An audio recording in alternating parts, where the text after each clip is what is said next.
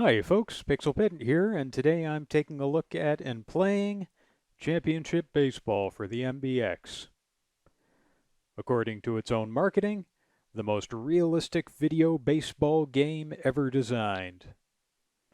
Keeping in mind, this is the competition at the time it's being designed.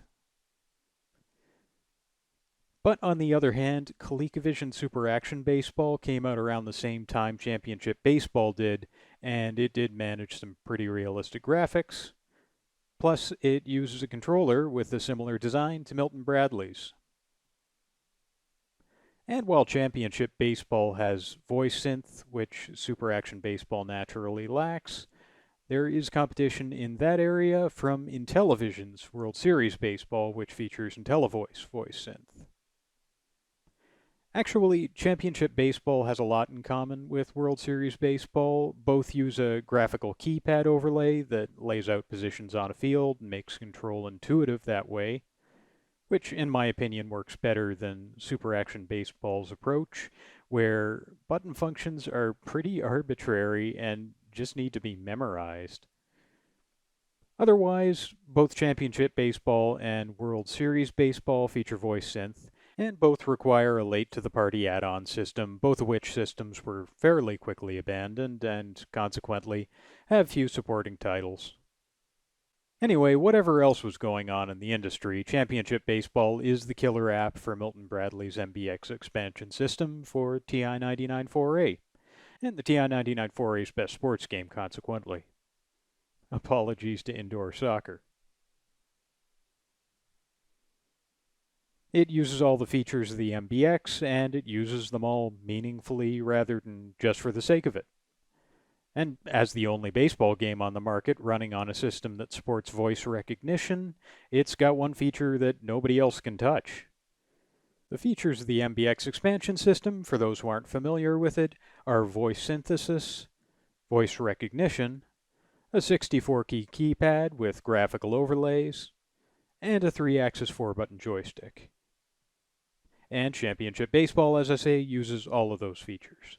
That being the case, Championship Baseball requires a functioning MBX unit to run. The game just won't start on a TI-99 without an attached MBX, and will just display this screen. It's one of 3 games for the MBX that won't run without it, the other 2 being I'm Hiding and Terry Turtle's Adventure. But with the other 2 being education games, Championship Baseball is the definitive reason to own an MBX or to need one, if anyone needs one. So plugging in an MBX is the first thing we have to do to play Championship Baseball here. And that means plugging in the DC adapter, then connecting its data and grounding cables to the controller port and cassette port. And fun fact about that process, the manual says, if your TI home computer has a cassette port different than from what is pictured in Figure 2 on page 7, the grounding is accomplished through the communications plug, and it is unnecessary to connect the ground plug. Well, first of all, I guess this settles the debate over different from versus different than. We've settled on different than from. You heard it here first, grammarians. But grammar pedantry aside, I guess this talk about cassette ports different from the one pictured was an attempt to account for forward compatibility with the 99.8. It doesn't use a DB9 cassette connector in the prototypes I've seen, so I guess. The language used in the MBX in its marketing and packaging seems to make a careful business of always saying Texas Instruments Home Computers rather than TI-99 4A or even just TI-99, so I figured that was the case. Anyway, let's play ball. We'll start by powering on the MBX and seeing what it has to say for itself, which is... Ready. So we get that announcement the unit's ready to go, but worth pointing out, I figure, without MBX software running, the MBX at this point doesn't actually do anything at all. No key performs any function, and keys don't produce a key press sound. So let's turn on the TI-99.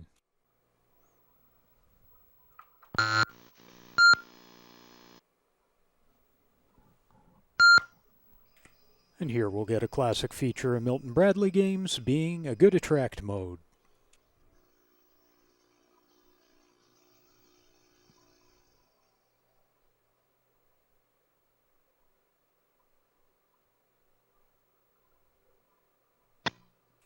And these game sounds you're hearing are coming from the TI-99's PSG rather than from the MBX itself.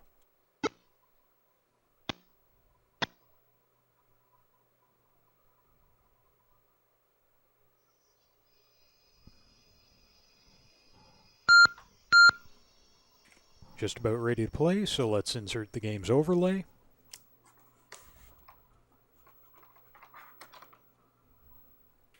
Then each player will pick a name for their team.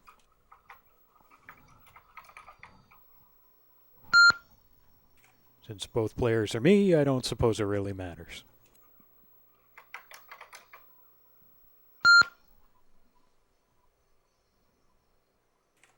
Now we can set up here for voice commands or not, but I am going to set up both players for voice commands just so I can demonstrate it. Incidentally, you can hear the helpful key click you get for in-game taps there. Now time to say a bunch of words. Pitcher, pitcher, first, second, second, third, home, shortstop, left, center field, right, pitcher, first, second, third, home, shortstop, left, center field, right.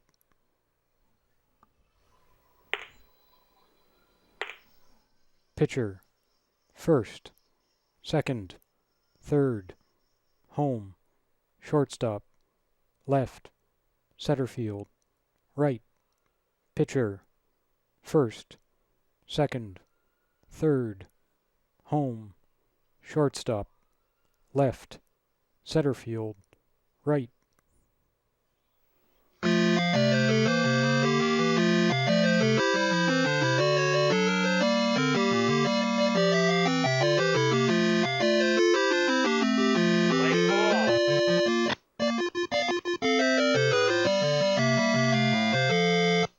And let's demo some voice commands before we abandon those for the overlay. First, second, third, pitcher, first, pitcher. So neat as that was, let's hit the mic key and switch to overlay control.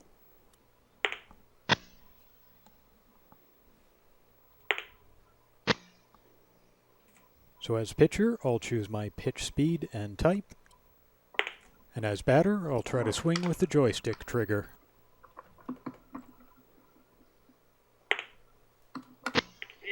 Right.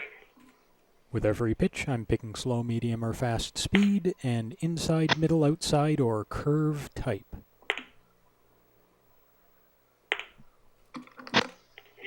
Right. And I'll adjust my swing speed using the rotation axis of the joystick.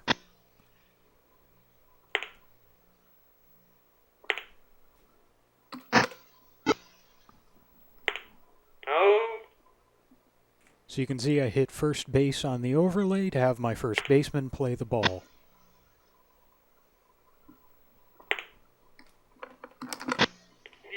Right.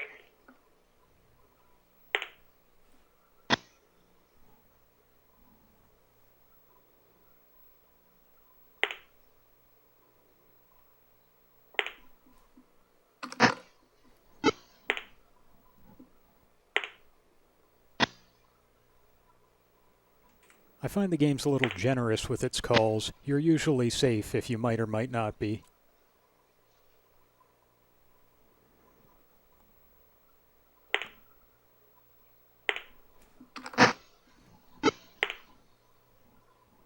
Oh.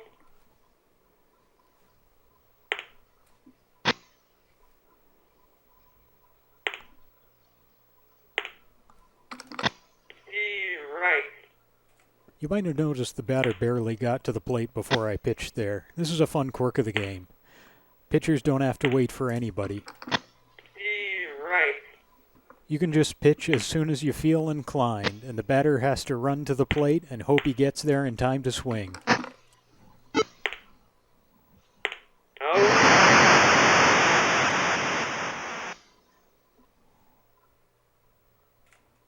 In the game's defense, if you throw super early, it's just treated as a throw to the catcher and not a pitch.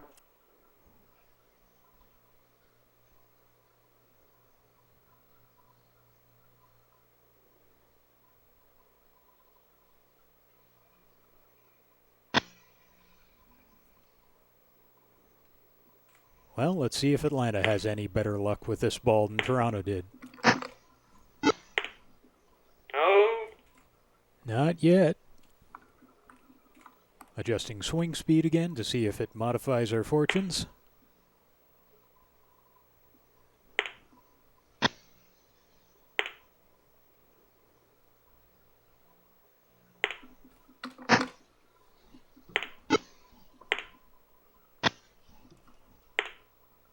Well, didn't hurt apparently.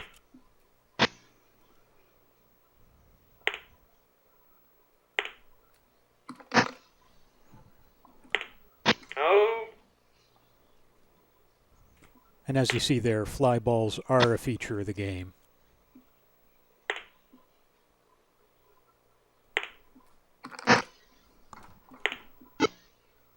oh,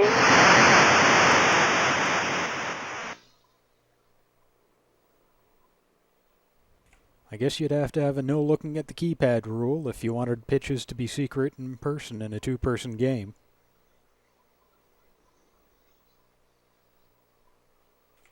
Pitch timing's a bit unpredictable from a batter standpoint, even despite the clicking, just given you can specify your pitch speed even 10 seconds ahead of time if you like, right, and specify your pitch type only later.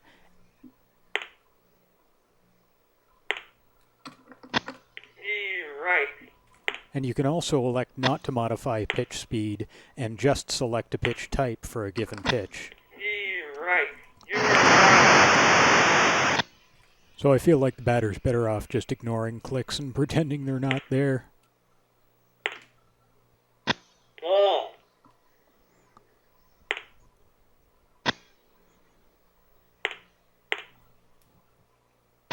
ball,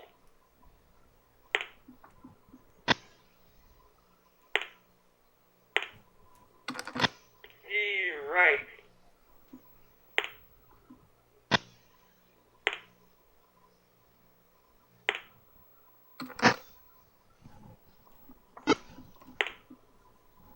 Finally, a solid hit deep.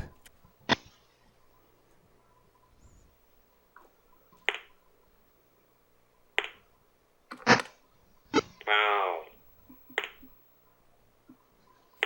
On a foul, haven't gotten many of those so far.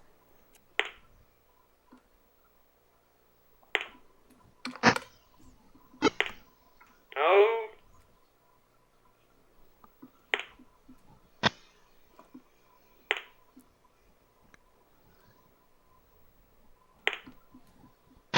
ball,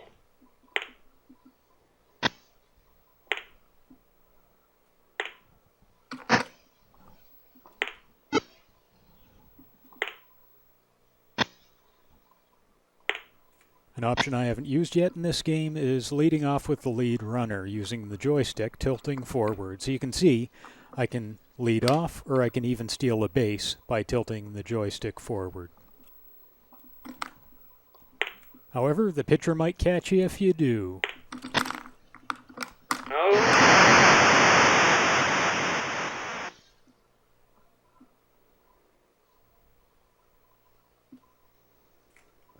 There are some subtleties not being maximally exploited here because I am but one man playing a two-man game.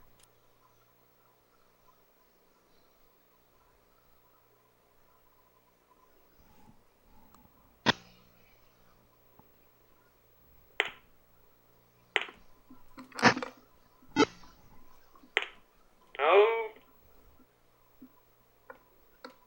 Incidentally, the symbol in the lower left is the mic off symbol.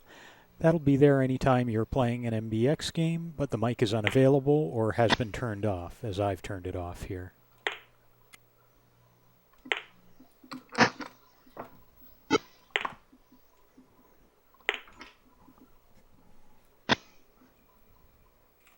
I don't know if ever not swinging is a thing for the meta of baseball video games for other people, but it sure isn't for me. Right.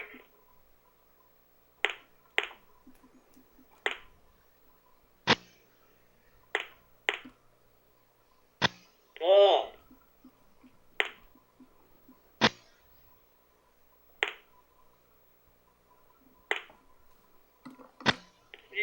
Right.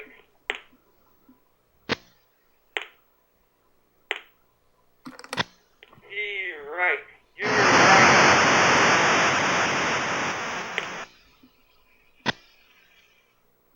All right, let's have Atlanta try stealing a base, shall we?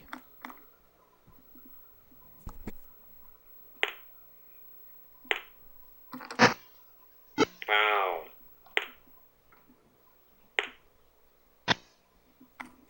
And here we go.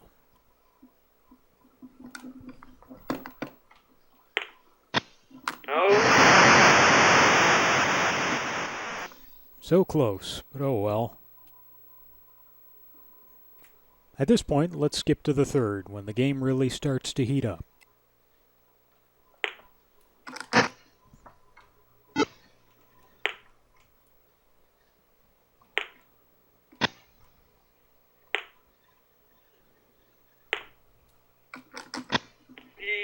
Right.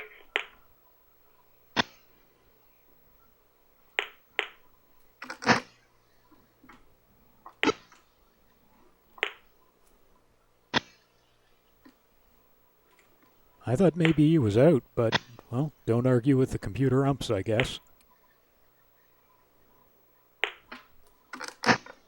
Foul.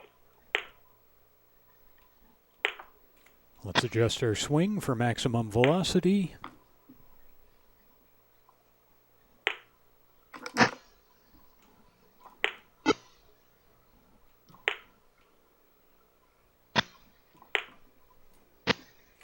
And base is loaded, boys. Ball.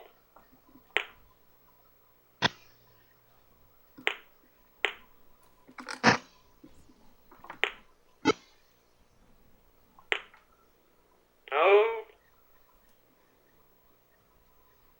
And we're on the board.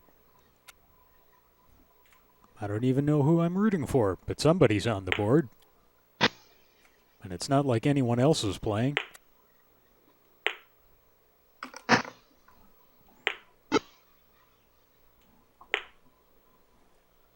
Thought he might have caught that in the air, but I guess not.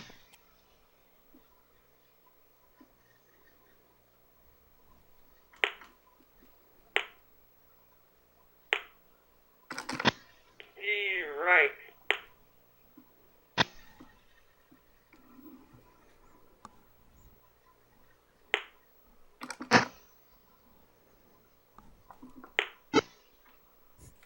I accidentally told my pitcher to play a ball way the hell out there. Oh dear. He's an obedient fellow. Does what he's told. Doesn't complain. Right.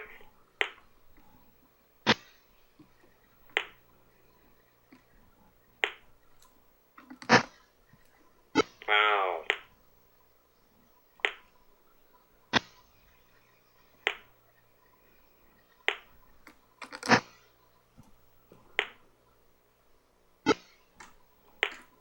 Just a little quicker and I would have caught that.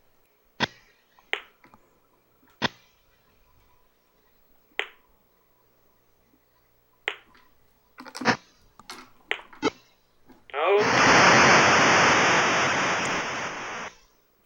Now let's skip to the sixth inning when this game starts to get a little more interesting.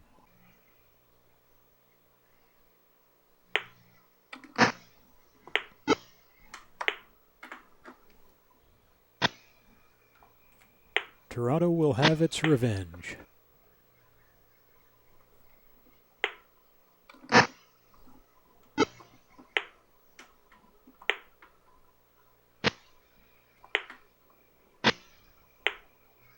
I feel like they've gotten the timing for getting a runner out at first just about right, where you get him about 50% of the time. Presuming you play the ball in a timely manner, that is.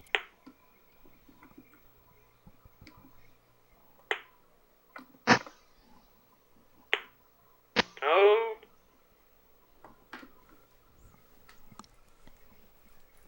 2 outs, bases loaded. Let's not waste this.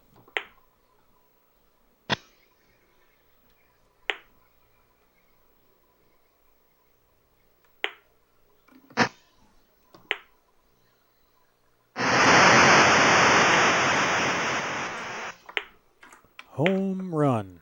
That's what you call not wasting it.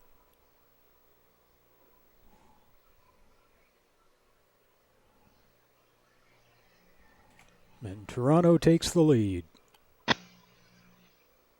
But let's skip to the bottom of the ninth to see this thing closed out and to hear the victory fanfare.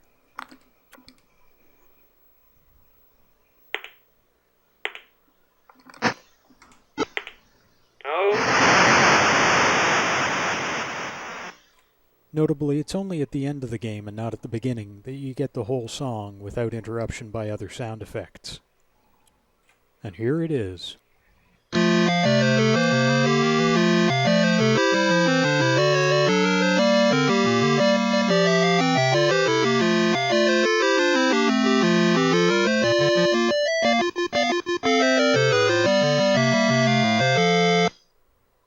This one at the beginning is always interrupted by noise effects.